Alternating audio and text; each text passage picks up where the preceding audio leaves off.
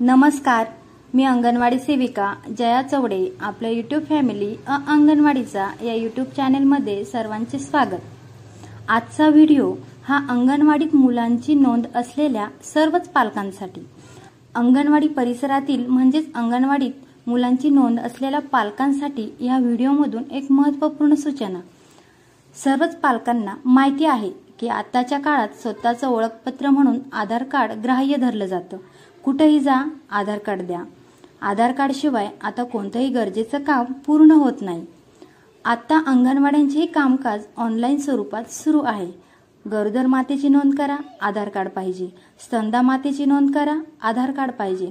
तसेच 0 ते 6 वर्ष सर्वच लाभार्थ्यांकरिता देखील ऑनलाईन नोंदीसाठी आधार कार्ड आवश्यक आहे।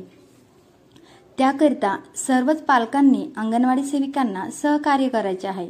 लवकरात लवकर आपल्या मुलांचे आधार कार्ड काढून अंगणवाडीत जमा करा, कारण आता अंगणवाडी केंद्रात मिळणारा आहार देखील लाभार्थ्याकडे आधार कार्ड असेल तरच त्या लाभार्थ्याला THR तसेच गरम ताजा आहार प्राप्त होणार आहे।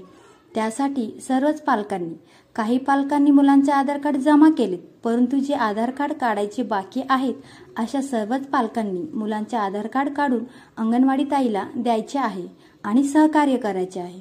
आणि हो, ज्या कुटुंबात 1 एप्रिल 2023 रोजी मुलीचा जन्म झाला असेल अशा पालकांनी लेक लाडकी योजनेचा लाभ घ्यायचा आहे। धन्यवाद।